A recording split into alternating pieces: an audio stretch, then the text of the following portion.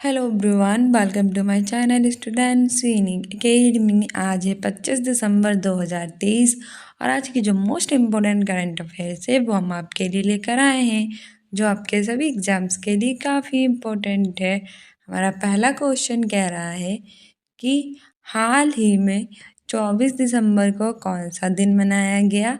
Option A है विश्व मृदा दिवस, ऑप्शन बी है मानव अधिकार दिवस, ऑप्शन सी है राष्ट्रीय उपभोक्ता दिवस और ऑप्शन डी है उपयुक्त सभी। तो सही आंसर हो जाएगा ऑप्शन सी, राष्ट्रीय उपभोक्ता दिवस। अभी रिसेंटली 24 दिसंबर को राष्ट्रीय उपभोक्ता दिवस मनाया गया। वही विश्व मृदा दिवस 5 दिसंबर, मानवाधिकार दिवस 10 दिसंबर को मनाया गया। इसके अतिरिक्त एड्स दिवस 1 दिसंबर, बीएसएफ का स्थापना दिवस और नागालैंड का स्थापना दिवस 1 दिसंबर को, कंप्यूटर साक्षरता दिवस 2 दिसंबर, विकलांग दिवस 3 दिसंबर, नौसेना दिवस और अंतर्राष्ट्रीय चीता दिवस 4 दिसंबर को मनाया गया। ठीक है, और राष्ट्रीय उपभोक्ता दिवस 24 दिसंबर। ऑप्शन सी सही हो जाएगा। वही किसान दिवस जो है वो 23 दिसंबर को मनाया गया। हमारा दूसरा क्वेश्चन कह रहा है कि हाल ही में 2024 में भारत के गणतंत्र दिवस समारोह के लिए किस देश के राष्ट्रपति को आमंत्रित किया गया है। मोस्ट इम्पॉर्टेंट है। ऑप्शन ए है मिस्र, ऑप्शन बी है अमेरिका, ऑप्शन सी है फ्रांस, ऑप्शन डी है इनमें से कोई नहीं। सही आंसर हो जाएगा ऑप्शन सी, फ्रांस। अभी रिसेंटली फ्रांस के राष्ट्रपति इमैनुअल मैक्रों को गणतंत्र दिवस 2024 यानी 26 जनवरी 2024 को गणतंत्र दिवस के अवसर पर भारत का मुख्य अतिथि बनाया गया है। ठीक है, इससे पहले अमेरिका के राष्ट्रपति जो बाइडेन आने वाले थे, जो मैंने आपको बताया भी था, लेकिन करंट अफेयर्स चेंज हो गई है। किसी कारणों से अमेरिका के राष्ट्रपति अब नहीं आ पाएंगे, इसलिए फ्रांस के राष्ट्रपति इमैनुअल मैक्रों आएंगे। ठीक है, याद रखना। मिस्र के राष्ट्रपति अब्दुल फतेह अल सीसी 2023 में आए थे और ये अब तीसरी बार यहाँ के राष्ट्रपति बने हैं। ये भी याद रखना, एग्जाम्स के लिए इम्पोर्टेंट है। हमारा तीसरा क्वेश्चन कह रहा है कि हाल ही में किस हवाई अड्डे को यूनेस्को के सबसे खूबसूरत हवाई अड्डों में मान्यता मिली है। ऑप्शन ए है बेंगलुरु हवाई अड्डा, ऑप्शन बी है लखनऊ हवाई अड्डा, ऑप्शन सी है उपयुक्त दोनों, ऑप्शन डी है इनमें से कोई नहीं। सही आंसर हो जाएगा ऑप्शन ए बेंगलुरु हवाई अड्डा। अभी रिसेंटली बेंगलुरु हवाई अड्डे को यूनेस्को यानी कि United National Education Scientific for Culture Organization ने सबसे खूबसूरत हवाई अड्डों में मान्यता दी है। ठीक है, यूनेस्को इसकी स्थापना 1945 में हुई थी। इसका हेडक्वार्टर फ्रांस के पेरिस में है, ये भी याद रखना। आगे हमारा चौथा क्वेश्चन कह रहा है कि हाल ही में राष्ट्रीय खेल पुरस्कार 2023 के तहत कितने खिलाड़ियों को अर्जुन अवार्ड से सम्मानित किया जाएगा। ऑप्शन ए है 20, ऑप्शन बी है 25, ऑप्शन सी है 26, ऑप्शन डी है 30। सही आंसर हो जाएगा ऑप्शन सी 26। अभी रिसेंटली राष्ट्रीय खेल पुरस्कार 2023 के तहत 26 खिलाड़ियों को अर्जुन अवार्ड से सम्मानित किया जाएगा। हमारा अगला क्वेश्चन कह रहा है कि हाल ही में भारत के पूर्व क्रिकेट कप्तान एम.एस. धोनी की प्रतिष्ठित जर्सी को रिटायर करने का फैसला किया गया है बीसीसीआई के द्वारा। उनकी कितने नंबर की जर्सी थी। ऑप्शन ए है 5, ऑप्शन बी है 7, ऑप्शन सी है हमारा 11 और ऑप्शन डी है 15। सही आंसर हो जाएगा हमारा ऑप्शन बी 7। अभी रिसेंटली भारत के पूर्व क्रिकेट कप्तान एम.एस. धोनी की प्रतिष्ठित जर्सी को रिटायर करने का फैसला किया है बीसीसीआई के द्वारा यानी board of control for cricket in India, और उनके 7 नंबर की जर्सी थी। ठीक है, वही बात करें एम.एस. धोनी की, तो इन्हें लैस, जियो मार्ट, सौराष्ट्र ट्रैक्टर्स और एसबीआई ने अपना ब्रांड एम्बेसडर बनाया है। ठीक है, और वो जो विराट कोहली है उन्हें ओडीआई में शतक मारा है, रोहित शर्मा ने सर्वाधिक छक्के लगाए हैं ओडीआई में, शुभमन गिल जो है वो सबसे ज़्यादा सर्च करने वाले क्रिकेटर बन चुके हैं, और साथ ही शुभमन गिल को गुजरात टाइटंस का कप्तान नियुक्त किया गया है और हार्दिक पांड्या को मुंबई इंडियंस का कप्तान नियुक्त किया गया है। ठीक है, अगला क्वेश्चन कह रहा है कि हाल ही में मानव तस्करी के विरुद्ध इंटरपोल ने कौन सा अभियान चलाया है? ऑप्शन ए है ऑपरेशन अजय, ऑप्शन बी है Operation Devi Shakti, option C है Operation Storm Makers, option D है उपयुक्त सभी। से आंसर हो जाएगा option C Operation Storm Makers. अब रिसेंटली मानव तस्करी के विरुद्ध इंटरपोल ने ऑपरेशन स्टॉर्म मेकर्स चलाया है। वहीं ऑपरेशन अजय इजराइल से लोगों को वापस आने के लिए, ऑपरेशन देवी शक्ति अफगानिस्तान में फंसे भारतीयों को वापस लाने के लिए स्टार्ट किया गया था। अगला क्वेश्चन कह रहा है 7वें नंबर का कि हाल ही में भूटान के प्रतिष्ठित national order of merit gold medal से किसे सम्मानित किया गया है? ऑप्शन ए है पूनम क्षेत्रपाल सिंह, ऑप्शन बी है नरेंद्र मोदी, ऑप्शन सी है विराट कोहली, ऑप्शन डी है आलिया भट्ट। से आंसर हो जाएगा ऑप्शन है पूनम क्षेत्रपाल सिंह। अभी रिसेंटली भूटान के प्रतिष्ठित national order of merit gold medal से पूनम क्षेत्रपाल सिंह को सम्मानित किया गया है। वहीं नरेंद्र मोदी भारत के प्रधानमंत्री हैं और इन्हें सोमनाथ ट्रस्ट का अध्यक्ष बनाया गया है।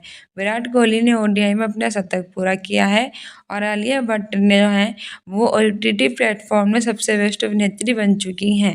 और इसके साथ ही इन्हें राष्ट्रीय पुरस्कार 2023 से भी सम्मानित किया गया था। 8वां क्वेश्चन कह रहा है कि हाल ही में जारी इंडिया स्किल रिपोर्ट 2024 के अनुसार भारत में काम करने के लिए सबसे पसंदीदा राज्य कौन सा बना है? ऑप्शन ए है उत्तर प्रदेश, ऑप्शन बी है राजस्थान, ऑप्शन सी है बिहार, ऑप्शन डी है केरल। सही आंसर हो जाएगा हमारा ऑप्शन डी केरल। अभी रिसेंटली इंडिया स्किल रिपोर्ट 2024 के अनुसार भारत में काम करने के लिए सबसे पसंदीदा राज्य केरल बन गया है। केरल की कैपिटल है तिरुवनंतपुरम, चीफ मिनिस्टर है पिनराई विजयन, गवर्नर है आरिफ मोहम्मद खान, कथकली और मोहिनीअट्टम यहाँ का शास्त्रीय नृत्य है। ठीक है, और रिसेंटली केरल की गवर्नमेंट ने इसका नाम बदलकर केरलम करने की सिफारिश कर दी है। और यहाँ जारी इंडिया स्किल रिपोर्ट के अनुसार सबसे पसंदीदा शहर यही बन गया है काम करने के लिए। उत्तर प्रदेश की कैपिटल है लखनऊ, यहाँ टोटल 75 जिले हैं और यहाँ के चीफ मिनिस्टर हैं योगी आदित्यनाथ, गवर्नर है आनंदीबेन पटेल। राजस्थान की कैपिटल है जयपुर, यहाँ के न्यू चीफ मिनिस्टर हैं भजन लाल शर्मा और यहाँ 53 जिले हैं। बिहार की कैपिटल है पटना, चीफ मिनिस्टर हैं नीतीश कुमार और गवर्नर हैं राजेंद्र विश्वनाथ अर्लेकर। हमारा नवा क्वेश्चन कह रहा है हाल ही में तिब्बती नववर्ष लोसर महोत्सव किस राज्य या केंद्र शासित प्रदेश में प्रारंभ हुआ है? ऑप्शन ए है अरुणाचल प्रदेश, ऑप्शन बी है लद्दाख, ऑप्शन सी है बिहार, ऑप्शन डी है जम्मू कश्मीर। से आंसर हो जाएगा ऑप्शन बी लद्दाख। अभी रिसेंटली तिब्बती नववर्ष लोसर महोत्सव लद्दाख में प्रारंभ हुआ है। लद्दाख एक केंद्र शासित प्रदेश है। भारत में 28 राज्य और 8 केंद्र शासित प्रदेश हैं। लद्दाख की कैपिटल है लेह। अरुणाचल प्रदेश की कैपिटल है ईटानगर और रिसेंटली इसके याक चुरपी को जीआई टैग मिला है। बिहार की कैपिटल है पटना और जम्मू कश्मीर की कैपिटल है श्रीनगर और ये भी भारत का एक केंद्र शासित प्रदेश है। 10वां क्वेश्चन कह रहा है कि हाल ही में भारत में नए इजरायली राजदूत के रूप में किसे नियुक्त किया गया है? ऑप्शन ए है रूबेन अजहर, ऑप्शन बी है रघु श्रीनिवासन, ऑप्शन सी है नंदिनी गुप्ता, ऑप्शन डी है इनमें से कोई नहीं। सही आंसर हो जाएगा ऑप्शन ए रूबेन अजहर को भारत में नए इजरायली राजदूत के रूप में नियुक्त किया गया है। रघु श्रीनिवासन को बीआरओ यानी बॉर्डर रोड ऑर्गेनाइजेशन का नया चीफ बनाया गया है। नंदिनी गुप्ता फेमिना मिस इंडिया 2023 चुनी गई हैं। आगे बढ़ते हैं। सो फाइनली हमारे आ चुके हैं रिवीजन क्वेश्चंस, क्योंकि डेली नए क्वेश्चंस याद करते हैं, पुराने भूल जाते हैं, अब नहीं भूलेंगे क्योंकि नए के साथ साथ पुराने क्वेश्चंस भी रिवाइज करेंगे।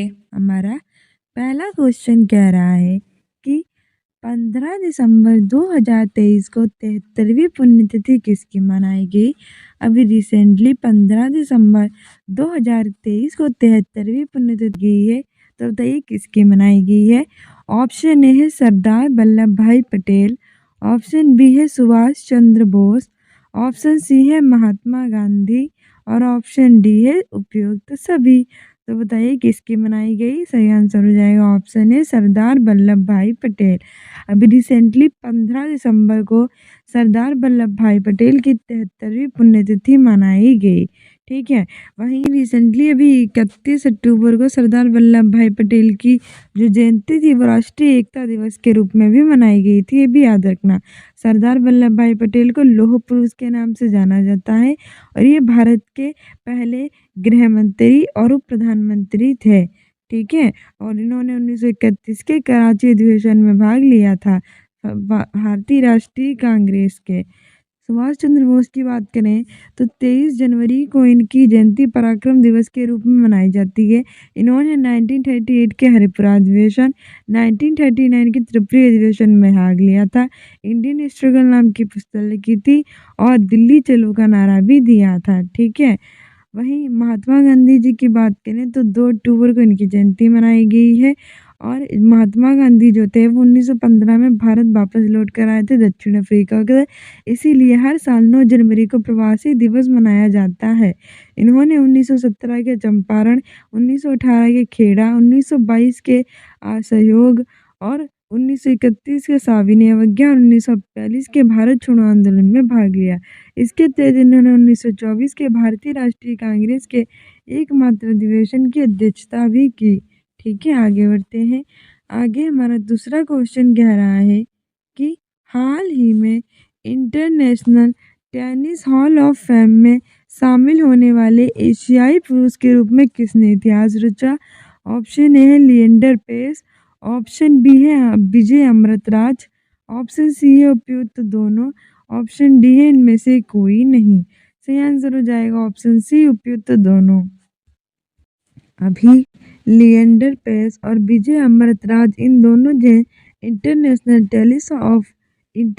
टेनिस ऑफ फेम में शामिल होने वाले एशियाई पुरुष के रूप में इतिहास रच दिया है, ठीक है। हमारा तीसरा क्वेश्चन कह रहा है कि मुंबई इंडियंस ने आईपीएल 2024 सीजन के लिए किसे कप्तान घोषित किया गया है?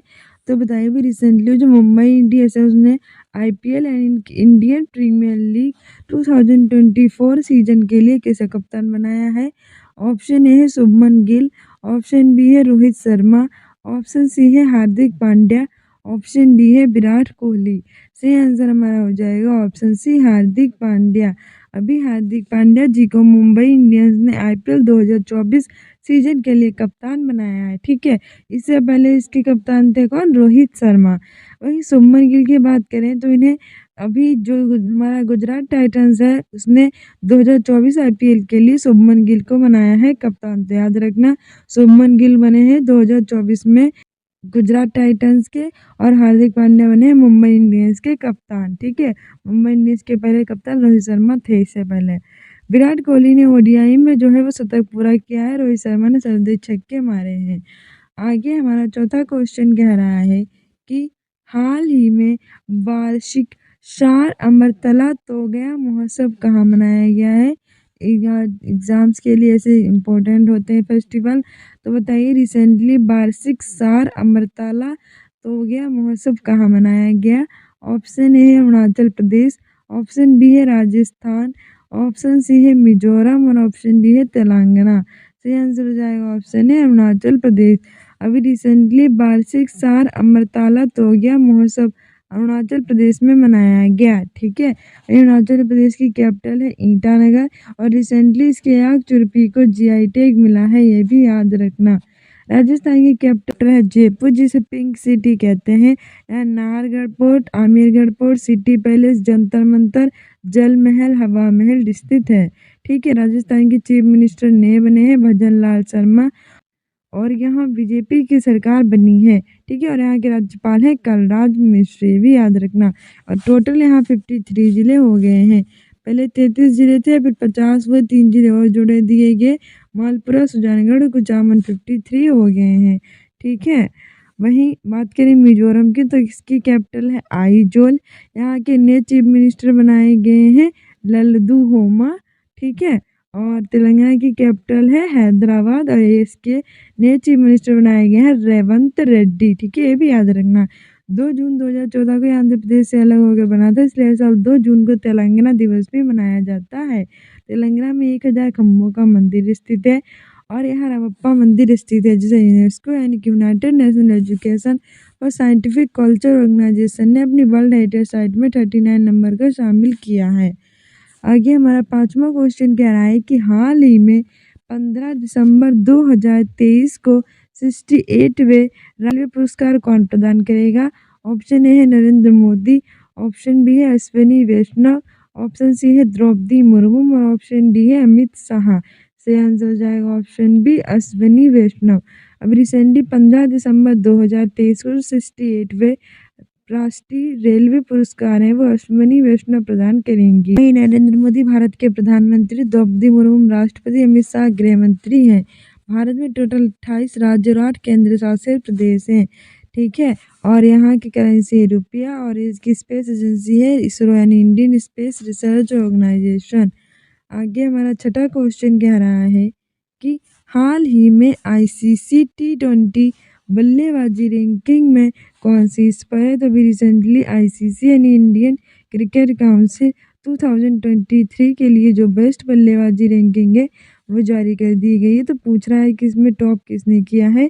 ऑप्शन ए है हमारा शुभमन गिल, ऑप्शन बी हमारा है रोहित शर्मा, ऑप्शन सी है सूर्य कुमार और ऑप्शन डी हमारा है हार्दिक पांड्या। तो बताइए टॉप किया है? सही आंसर हो जाएगा हमारा ऑप्शन सी सूर्य कुमार। अभी रिसेंटली ICC T20 बल्लेबाजी रैंकिंग में सूर्य कुमार ने टॉप किया है। ठीक है, शुभमन गिल को किसका कप्तान बनाया गया था? IPL गुजरात टाइटंस का। हार्दिक पांड्या को बनाया गया है कप्तान किसका? वो बनाया गया है मुंबई इंडियंस का और रोहित शर्मा इसके पूर्व कप्तान थे। इन्होंने ODI में सर्वाधिक छक्के मारे हैं। 7वां क्वेश्चन कह रहा है कि हाल ही में मोहम्मद शमी को किस पुरस्कार के लिए चुना गया? ऑप्शन ए है अर्जुन पुरस्कार, ऑप्शन बी है मेजर ध्यानचंद खेल रत्न पुरस्कार, ऑप्शन सी है उपयुक्त दोनों, ऑप्शन डी है इनमें से कोई नहीं। सही आंसर हो जाएगा ऑप्शन ए अर्जुन पुरस्कार। जो हमारे क्रिकेट के खिलाड़ी हैं मोहम्मद शमी, उन्हें अर्जुन पुरस्कार के लिए चुना गया है। हमारा 8वां क्वेश्चन कह रहा है कि इम्पोर्टेंट है बच्चों के लिए कि हाल ही में यूपी बोर्ड का एग्ज़ाम शेड्यूल जारी कर दिया गया है। यूपी बोर्ड का एग्ज़ाम कब से कब तक चलेगा? तो बताइए रिसेंटली यूपी बोर्ड ने क्या किया है कि अपना शेड्यूल जारी कर दिया है। तो यूपी बोर्ड का एग्ज़ाम कब से कब तक होंगे? ऑप्शन ए है 20 फरवरी से 8 मार्च, ऑप्शन बी है 22 फरवरी से 9 मार्च, ऑप्शन सी है 25 फरवरी से 15 मार्च और ऑप्शन डी है इनमें से कोई नहीं। सही आंसर हो जाएगा ऑप्शन बी 22 फरवरी से 9 मार्च। अभी रिसेंटली यूपी बोर्ड ने अपने शेड्यूल जारी कर दिए हैं जो कि 22 फरवरी से 9 मार्च तक होंगे। ठीक है, यूपी बोर्ड यानी उत्तर प्रदेश माध्यमिक शिक्षा परिषद, इसके जो सचिव हैं दिव्यकांत शुक्ला, इन्होंने कहा है कि 22 फरवरी से 9 मार्च तक आपके एग्ज़ाम होंगे, जिसमें 22 फरवरी को आपका पहला एग्ज़ाम जो है वो हिंदी का होगा। ठीक है, और वहीं हिंदी का पहला एग्ज़ाम होगा हाई स्कूल वालों का और 12th वालों का पहला एग्ज़ाम होगा सैन्य विज्ञान विषय का। ठीक है, और होली से पहले ही आपके फिनिश हो जाएंगे। इसके अतिरिक्त आपके 2 पालियों में होंगे। पहली पाली 8:30 से स्टार्ट होकर आपकी 11:45 तक चलेगी और दूसरी पाली आपकी 2 बजे से स्टार्ट होकर 5:15 बजे तक चलेगी। हमारा 9वां क्वेश्चन कह रहा है कि हाल ही में किस देश के तमिल कवि तिरुवल्लुवर की प्रतिमा का उद्घाटन किया गया है? ऑप्शन ए है भारत, ऑप्शन बी है नेपाल, ऑप्शन सी है फ्रांस और ऑप्शन डी हमारा है श्रीलंका। तो बताइए किसकी प्रतिमा का अनावरण हाल ही में किस देश के तमिल कवि हैं तिरुवल्लुवर, उनकी प्रतिमा का उद्घाटन किया गया है? सही आंसर हो जाएगा ऑप्शन सी फ्रांस। ठीक है, फ्रांस के कवि हैं तिरुवल्लुवर, किनकी प्रतिमा का उद्घाटन किया गया है, ये तमिल कवि हैं। फ्रांस की कैपिटल है पेरिस और यहाँ यूनेस्को का विश्वविद्यालय स्थित है। यूनेस्को यानी United National Education Scientific for Culture Organization, 1945 में इसकी स्थापना हुई थी। भारत की कैपिटल है न्यू दिल्ली, नेपाल की कैपिटल है काठमांडू, श्रीलंका के कोलंबो, विशाखापट्टनम, फ्रांस की कैपिटल है पेरिस। हमारा 10वां क्वेश्चन कह रहा है कि हाल ही में नवंबर 2023 के लिए ICC women player of the month किसे चुना गया है? ऑप्शन ए है नाहिदा अख्तर, ऑप्शन बी है नंदिनी गुप्ता, ऑप्शन सी है वाहिदा रहमान, ऑप्शन डी है आलिया भट्ट। सही आंसर हो जाएगा ऑप्शन है नाहिदा अख्तर। अभी रिसेंटली नवंबर 2023 के लिए ICC women player of the month Nahida Akhtar को चुना गया। नंदिनी गुप्ता फेमिना मिस इंडिया 2023 बनी है। वहीदा रहमान को दादा साहब फाल्के अवार्ड 2023 प्रदान किए गए हैं। और आलिया भट्ट ने राष्ट्रीय पुरस्कार जीते हैं। OTT में बेस्ट अभिनेत्री का इन्होंने भी खिताब जीता है। सो डियर स्टूडेंट्स, ये थी हमारी आज की most important current affairs. I hope you like this video. If you like it then like, subscribe and share and don't forget to subscribe this channel. साथ ही आप सीटेट की तैयारी कर रहे हैं तो हमारे प्रीवियस ईयर देख डालिए, हमने प्लेलिस्ट बना रखी है। और स्टूडेंट्स इन अकेडमी को इंस्टाग्राम पे फॉलो कर लीजिए, कम्युनिटी पोस्ट में आंसर दिया कीजिए। मिलते हैं नेक्स्ट वीडियो में। Thank you, bye.